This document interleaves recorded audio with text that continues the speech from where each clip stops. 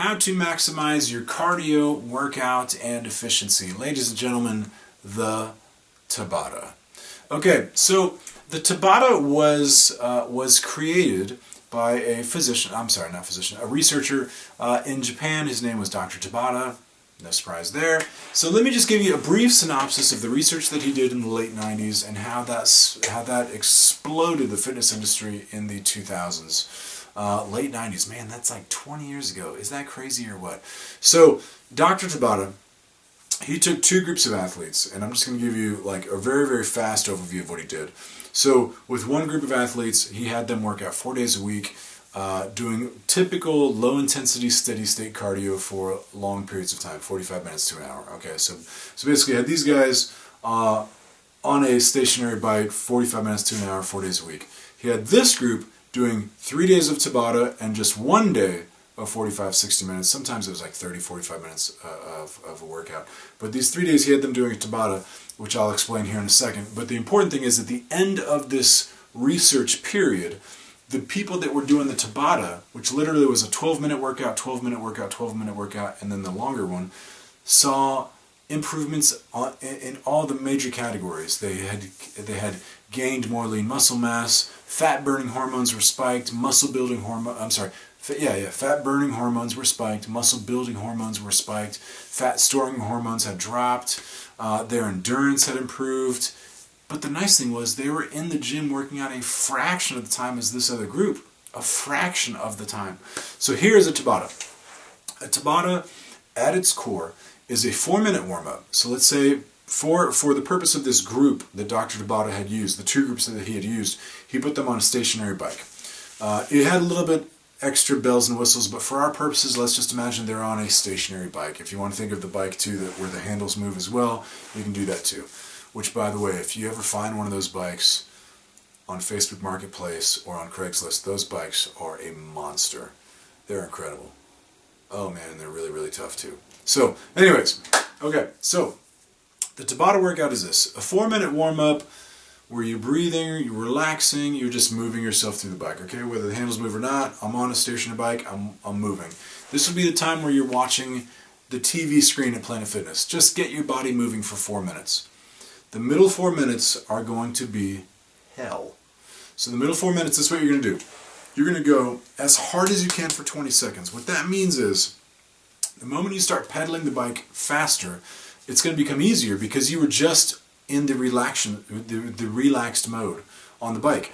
So what you want to do is, for the next 4 minutes, for those 20 seconds, the first 20 seconds, you want to raise the intensity up. So a couple days ago, I was on a recumbent bike. I had it on level 1 for the warm-up. Again, super relaxed, just moving.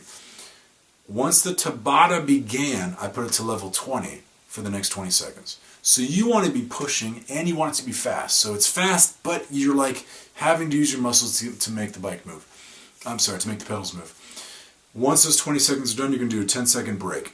Literally, you're going to stop, drop the resistance back down if you need to keep the pedals moving to keep the machine running.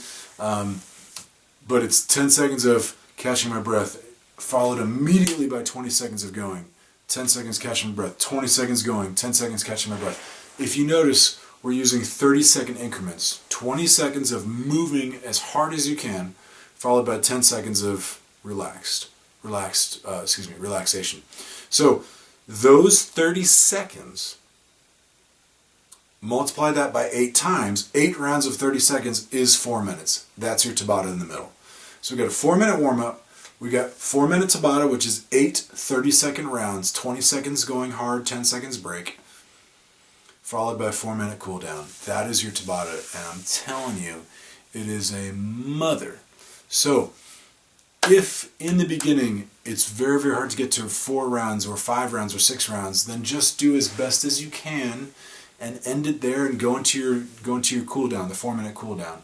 If you want to push yourself and you know you can do it, then do the 8 rounds. But it should not be easy. The guys during this research study, when they were doing these 8 rounds, they were puking on the bike. I mean, it was intense. I want you to push yourself, okay? Safely, as always. Talk to a physician, as always, all right? So that's how you maximize your cardio efficiency. doing a Tabata. I tend to do my Tabatas after I get done lifting. So as soon as I get done lifting, I'll go to the recumbent bike and I will crush it for my Tabata. I tend to do a 2-minute warm-up because at that point I'm pretty warmed up from lifting. I'll do the 4-minute Tabata and I'll do like a 2 to 4 minute warm cool down and then I'm done. But it's really tough. It keeps your metabolism going. You'll create an afterburn effect, which basically means you'll keep burning fat. You'll keep burning calories over the course of what some research says 36 to 48 hours after the workout is over. So there you have it. That's what I would do. Now, do you have to use a recumbent bike? No.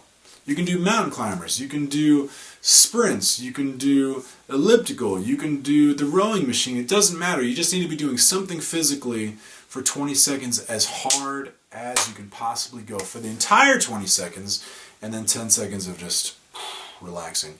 There's a bunch of Tabata timers on the App Store. I tend to just use the clock that's on whatever bike that I'm on when I do the Tabata. Totally up to you, whatever you want to do. Again, listen to your body, do as best as you can, and you'll always get better with time. So there you guys have it. How to maximize your cardio workout. I hope that was helpful. More videos to come. Thanks.